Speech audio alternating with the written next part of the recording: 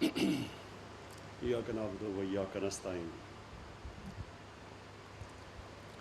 محمود خان، آپ نے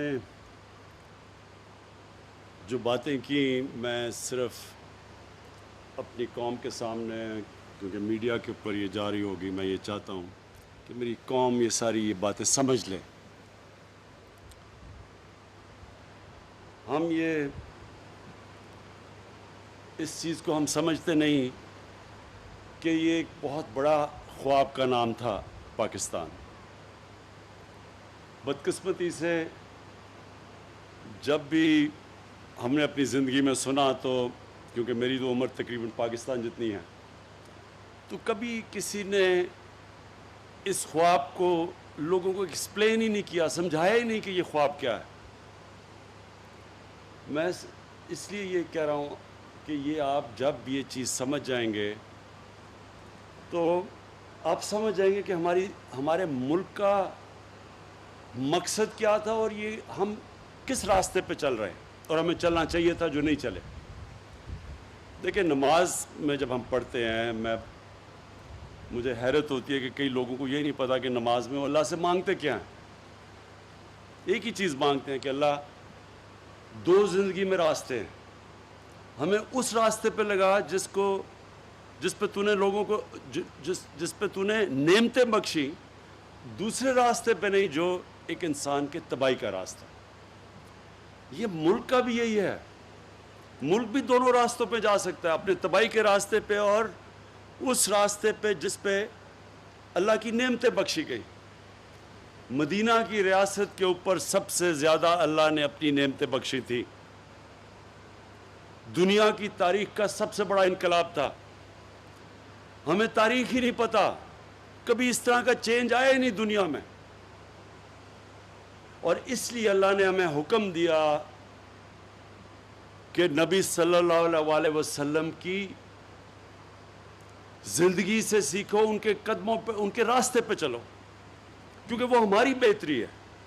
ہم اگر ان کے راستے پہ جاتے ہیں، ایک انسان جاتا ہے وہ بڑا انسان بن جاتا ہے، اور اگر ایک قوم جاتی ہے تو وہ قوم اوپر اٹھ جاتی ہے۔ جس طرح مدینہ کی ریاست کے اندر دنیا کی تاریخ کا سب سے بڑا انقلاب آیا تھا، اس کی کوئی دنیا میں مثال نہیں ہے کہ وہ قوم، اس نے دنیا کی کئی صدیوں تک امامت کی، جس کی حیثیت ہی کوئی نہیں تھی، جن کے کوئی آپس میں قبیلے لڑتے تھے، کوئی پوچھتا نہیں تھا ان کو۔ دو ایمپائرز تھے، سپر پاورز تھی، رومن ایمپائر اور پرشین ایمپائر۔ ادھر سے وہ اٹھ کے، اور یہ بھی دنیا کی تاریخ کا ایک حصہ ہے کہ اتنی تیزی سے کبھی بھی کوئی قوم دنیا پہ غالب نہیں ہوگی۔ تو ہم جب ایک بڑے خواب کا نام لیتے ہیں پاکستان، تو وہ ہمارے جو نظریاتی لیڈر تھے علامہ اقبال، وہ یہ کہہ رہے تھے، کیونکہ سارے مسلمان تو پاکستان میں نہیں آ سکتے تھے بر صغیر کے، لیکن یہ اس ملک نے ماڈل بننا تھا اس ریاست کے اوپر جس نے اس قوم کو ایک عظیم قوم بنانا تھا۔ تو اس کے کئی اصول اللہ نے طے کیے ہوئے ہیں۔ سب سے پہلا اصول قانون کی بالادستی، رول آف لا، جس کو انصاف کہتے ہیں، سب قانون کے سامنے ایک برابر۔ جو ہمارے ملک کی تباہی کا سب سے بڑا سبب کہ امیر کے لیے، طاقتور ڈاکو کے لیے NRO اور بیچارہ غریب جیلوں میں جا رہا ہے، یہ ہماری تباہی کا سبب بنا ہے،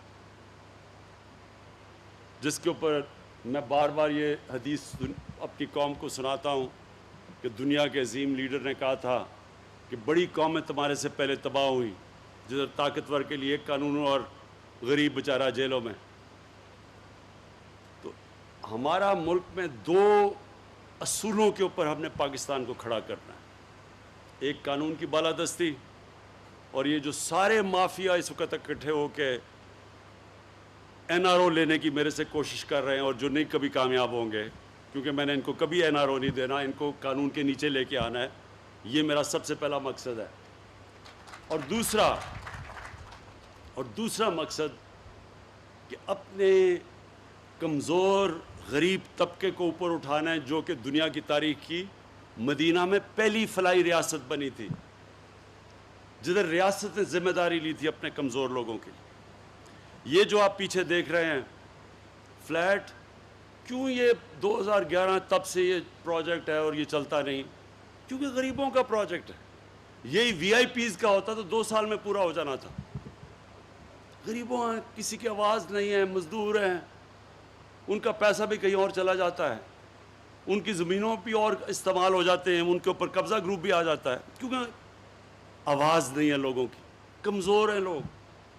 ہماری ذمہ داری ہے ریاست کی کہ ہم اپنی کمزور طبقے کی ذمہ داری لیں، جس طرح مدینہ کی ریاست میں لی گئی تھی. تو انشاءاللہ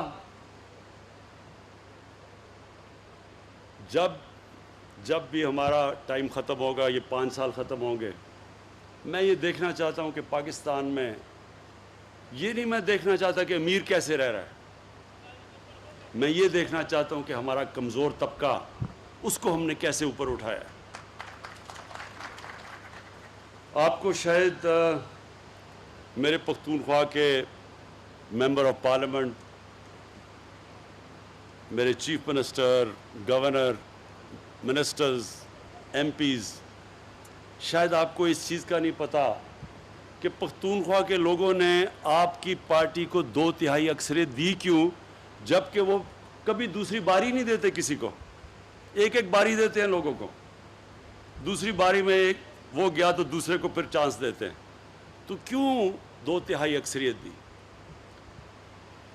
یونائٹڈ نیشنز UNDP کی ایک رپورٹ ہے یونائٹڈ نیشنز کی، وہ بھی انہوں نے شائع کی ہے. 2013 کے بعد سارے پاکستان کے صوبوں میں جس صوبے کے اندر سب سے تیزی سے غربت کم کی گئی وہ پختونخوا تھا. جس صوبے میں، دوسری چیز، سب سے تیزی سے امیر غریب میں جو فاصلہ تھا وہ کم کیا گیا وہ پختونخوا تھا. اور تیسری چیز UNDP کی رپورٹ میں آئی کہ جس صوبے میں سب سے زیادہ ہیومن ڈیولپمنٹ ہوئی، انسانوں کے اوپر سرمایہ کاری کی گئی، وہ پختونخوا تھا. اس لیے پختونخوا کے باشعور لوگوں نے 2/3 اکثریت دی ہمیں. مجھے تب بھی میں سنتا تھا جی کدھر ہے نیا پختونخوا، بڑے بڑے وہاں سے آتے تھے پنجاب کے وہ پولیٹیشین جو آج دم دبا کے لنڈن میں بھاگے ہوئے ہیں اپنا پیسہ بچانے کے لیے اور قانون سے بچنے کے لیے. زیادہ دیر نہیں بچے گا انشاءاللہ، ان کو ہم واپس لے کے آئیں گے، فکر نہ کریں گے. تو یہ یہاں آ کے کہتے تھے کدھر ہے نیا پختونخوا، کیونکہ ان کو تو عادت پڑی ہوئی تھی کہ صرف بڑے بڑے امیر کو امیر کر دو. ان کو تو پتہ ہی نہیں تھا کہ نیچے کیا ہو رہا ہے، کتنا بڑا انقلاب آ رہا ہے. اور انشاءاللہ اس باری جب ہمارے 5 سال مکمل ہوں گے تو جو انقلاب آئے گا وہ سب سے پہلے صحت کا انقلاب. یہ جو ہیلتھ کارڈ ہے، اور میں خراج تحسین پیش کرتا ہوں سب سے پہلے جو صوبہ جس نے سب سے پہلے یونیورسل ہیلتھ کوریج کی، مطلب کہ سارے شہریوں کو کور کیا ہیلتھ انشورنس سے، وہ پاکستان کی تاریخ میں وہ صوبہ، اور آپ کو اس کا اعزاز جاتا ہے محمود خان کہ آپ نے سارے صوبے کے لوگوں کو کور کیا. اور آئی ڈی کارڈ جو آپ کا ہے، ایک پختونخوا کے شہری کا آئی ڈی کارڈ کا مطلب کہ اس کا خاندان کو ہیلتھ کوریج پوری مل گئی ہے 10 لاکھ روپے کی. اور اس سے آپ دیکھیں گے کہ پرائیویٹ سیکٹر اب ہسپتال بنائے گا. ہو سکتا ہے کہ آپ کو یہاں محمود خان پیسہ ہی نہ خرچ کرنا پڑے، پرائیویٹ سیکٹر آ کے یہاں ہسپتال لگا دے. آپ پرائیویٹ سیکٹر کو اب زمین دے دیں. صرف پرابلم یہ ہوتا ہے کہ زمین کی شہروں میں اتنی زیادہ قیمتیں ہیں کہ وہ ہسپتال بناتے ہوئے وہ ڈرتے ہیں. تو اگر آپ نے ان کی کنسیشن پہ یا زمین دے دی تو پرائیویٹ سیکٹر، کیونکہ اب تو سب کے پاس ہیلتھ کارڈ ہے، تو سب پہلے تو یہ تھا نا جی غریب علاقوں میں جاتا کوئی نہیں تھا پرائیویٹ سیکٹر میں، اب تو ساروں کے پاس ہیلتھ کارڈ ہے. کہیں بھی گاؤں میں بھی اب ہسپتال بن سکتے ہیں، پرائیویٹ سیکٹر آئے گا تو ہو سکتا ہے گورنمنٹ کے آپ کو پیسے نہ لگانے پڑیں گا. اور دوسری چیز،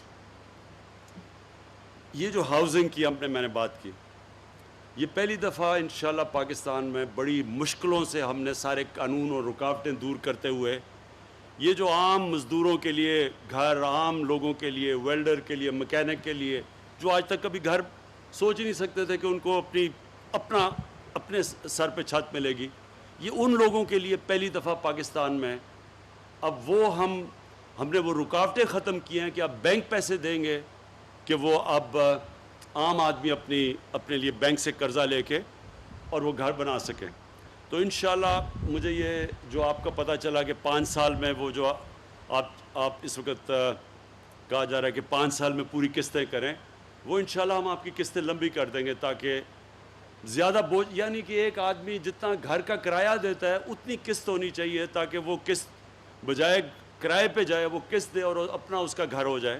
تو انشاءاللہ وہ میں اس کا پورا کروں گا. اور وہ جو آپ نے باقی آپ کی زمینیں پڑی ہوئی ہیں, جو لیبر کی زمینیں پڑی ہوئی ہیں, میں نیا پاکستان ہاؤسنگ کو خاص طور پہ جا کے آج ہی بلکہ کل پہنچ کے میں آفس میں تاکید کروں گا کہ آپ کے ساتھ بیٹھ کے ایک پارٹنرشپ کریں, تاکہ یہ جو جتنے بھی آپ کے یہاں ہم کنسٹرکشن شروع کر سکیں اور مزدوروں کے گھروں پہ, تاکہ ساری جگہ کام شروع ہو جائے. تو وہ بھی انشاءاللہ میں آپ کے لیے کر دوں گا. اور آخر میں مجھے جو سب سے زیادہ خوشی ہوئی وہ یہ کہ میں 2 سال پہلے آ کے گراؤنڈ بریکنگ کی تھی ممند ڈیم کی. تو آج جب میں نے وہ جو ممند ڈیم دیکھی ہے, ماشاءاللہ وہ پورا کرونا کے باوجود پورا اس کے اوپر کام ہو رہا ہے, اور 2025 میں یہ ڈیم بن جائے گی.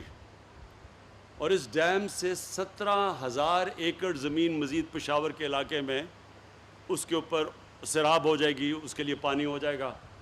پشاور کے لیے 300 ملین گیلن کا پانی آ جائے گا, کیونکہ پشاور کا پانی نیچے جا رہا ہے. تو اس سے پشاور کے لوگوں کو پانی کا بھی مسئلہ حل ہو جائے گا. اور پھر بجلی, جو بجلی یہاں سے ہوگی پشاور کے لیے, تو سستی بجلی ہمیشہ کے لیے آ جائے گی یہ ممند ڈیم سے, تو یہ بھی آپ کا مسئلہ حل ہو جائے گا. اور یہ ماشاءاللہ یہ ایک وہ پروجیکٹ ہے کہ 50 سال کے بعد یہ بڑی ڈیم پہلی پاکستان میں بنے گی. اس کے بعد مزید اور بادشاہ ڈیم ہے, پھر آ کے 9 اور ڈیمز بن رہی ہیں پاکستان میں, کوئی بڑی ہیں کوئی چھوٹی ہیں. تو اگلے 10 سال تک, یعنی 2028 تک 10 ڈیمز بنیں گی پاکستان کے اندر, جس کے اندر ممند اور بادشاہ ڈیم سب سے بڑی ڈیمز ہوں گی. پھر اس کے بعد داسو بھی بہت بڑی ڈیم ہے. تو یہ ایک پہلی دفعہ ہم نے اس کا نام رکھا ہے ڈیکیڈ آف ڈیمز, کہ 10 سال کے اندر ڈیمز جو کہ 50 سال پہلے ہمیں بنانی چاہیے تھی, وہ انشاءاللہ اب سارے پاکستان میں, کیونکہ آگے بہت بڑا مسئلہ آ رہا ہے پانی کا. اور پھر کیونکہ ہمارے فوڈ آبادی بڑی تیزی سے بڑھ رہی ہے, تو وہ فوڈ سیکیورٹی کا, تو اس کے لیے یہ جو واٹر ریزروائرز ہیں ان کی بہت ضرورت ہے, اور سستی بجلی کی ضرورت ہے.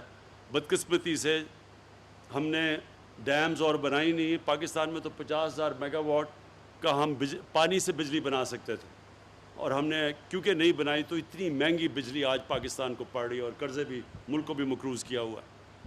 تو یہ بھی مجھے آج بڑی خوشی ہے آپ کے مزدوروں کے لیے فلیٹس کا بھی, اور مجھے یہ بھی خوشی ہے کہ بالکل آج جو میں نے ممند ڈیم دیکھی ہے بالکل ٹائم پہ مکمل ہوگی 2025 میں.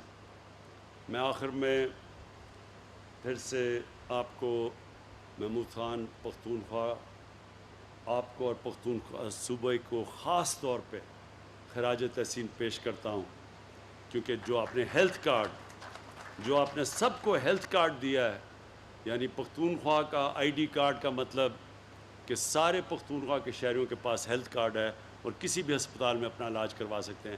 یہ ایک کمزور لوگوں کے لیے, غریب لوگوں کے لیے سب سے بڑی نعمت ہے, اور اس کی میں آپ کو خراج تحسین پیش کرتا ہوں. سینئر صحافی شفیق قریشی کی زیر صدارت جوڑواں شہروں سے شائع ہونے والا پہلا مکمل مقامی اخبار روزنامہ 99 نیوز, جس میں مقامی خبروں کے علاوہ شامل ہوتی ہیں تمام قومی اور بین الاقوامی خبریں, دور جدید کے تقاضوں کے عین مطابق اب تمام سوشل میڈیا ٹولز فیس بک, ٹویٹر اور یوٹیوب کے ساتھ بھی دستیاب ہے. آج ہی اپنے ہاکر سے اس کی کاپی بک کروائیں یا وزٹ کریں www.99news